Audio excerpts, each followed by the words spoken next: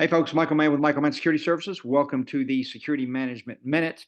We are going to talk about de-escalation today. If you want to get a hold of us, you can always get us at contact@michaelmannsecurityservices.com, or you can call us at 615-956-3912. So let's go ahead and get with it, expand on the minute video or less than the minute video that you guys saw earlier this week. So let's talk about, first of all, in de-escalation in general for security officers. Always remember, there's always going to be a category or categories of use of force. And there's two categories of force in general. There's deadly force, non-deadly force. Deadly force meaning in the state of Tennessee and most of the states around us, the definition is pretty similar. Any force likely to or intended to cause death or serious bodily harm. Death meaning heart stops beating, brain is not working. Serious bodily harm in some states means it could mean something as subjective as extreme pain. It could also mean long-term unconsciousness. It could mean something like or be defined as permanent scarring, the loss of a function of some sort of internal organ. All those are kind of examples or categories of serious bodily harm or serious bodily injury. And then we have non-deadly force, which is the most likely force security professionals will use.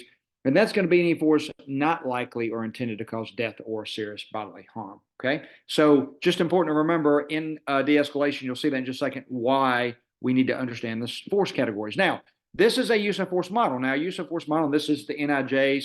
I'm not telling you guys to use this one. I'm just going to use this as an example of where de-escalation falls on a use of force model. So this is the NIJ's use of force continuum. It's great. It's very simple. You can use this as a training model, which I use because it covers a lot of categories.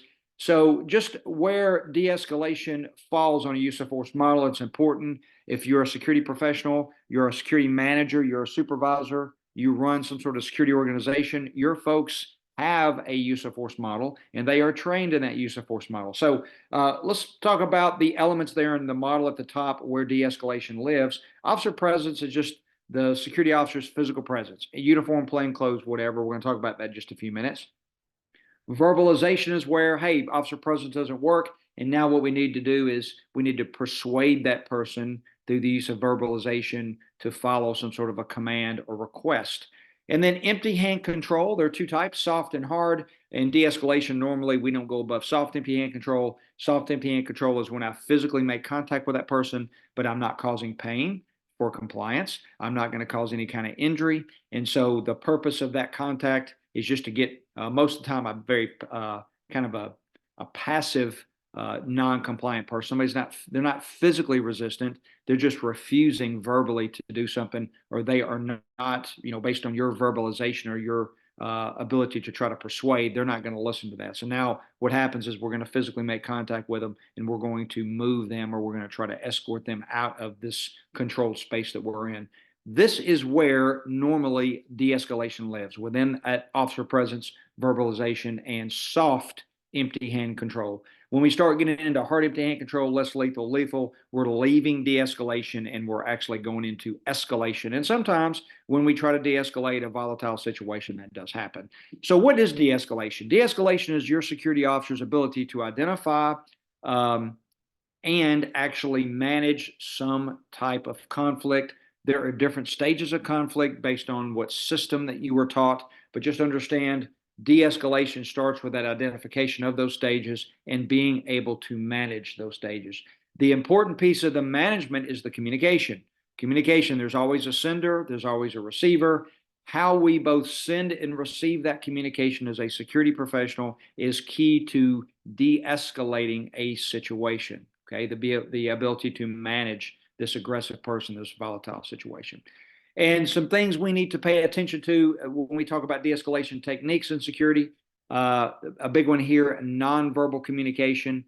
We talk about proxemics, and that is when we talk about nonverbal communication, especially in security or law enforcement, these proxemics are the use of objects, clothing, stance, personal space, etc., that actually cause emotions in people. So let me kind of get into this. So remember, there's always a sender and receiver. It's our, de-escalation is our ability to identify conflict and manage it. Well, at no fault of ours, because we're in security, where we're in uniforms, we're there, we're in charge. State of Tennessee under Title 62, Chapter 35, we do have some authority to protect private property and enforce rules. And so when we do that, a lot of times we are uniformed. So some things that we have on us that non-verbally at times can communicate to somebody, number one, that we have some authority, but two, just based on their experience, could cause that person to escalate to a stage of conflict. And so objects, we wear gun belts, we have tasers, we have pistols, magazine pouches, batons, pepper spray. The belt that we wear, that object or radio, signifies that there's some authority there. It's law enforcement and security. Even though that is no fault of ours, we didn't intentionally mean to cause any kind of conflict, but based on the aggressive person or this person that could be volatile, based on their past experience with some sort of authority, that could cause some emotions. Clothing, most of the time we wear uniforms, we have badges on those uniforms. Again, that tells somebody you're a person of authority. If they've had some negative contact or interaction with law enforcement security in the past, understand that could escalate the situation.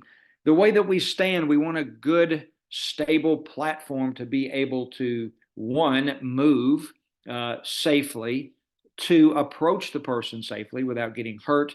And then, of course, we want to make it to where it's not aggressive because we don't want to escalate it. So there are certain ways that we stance or that we stand, and that communicates non-verbally to somebody. And then the space or distance between ourselves and that aggressive person. We need to be very careful about that. There's some differences between personal space and reactionary space or distance. We've talked about those in some other presentations that you've heard in the past, or will we talk about those in the future? But that's some things to think about as we're dealing with that aggressive person and we are trying to de-escalate. Okay, so we talked about things, use of force, what de-escalation is, and techniques, folks. Okay, if you have any questions, you can always, again, contact us at Michael Mann, or contact at michaelmannsecurityservice.com, or you can always call me at 615-956-3912. And remember, folks, it is about prevention, not response.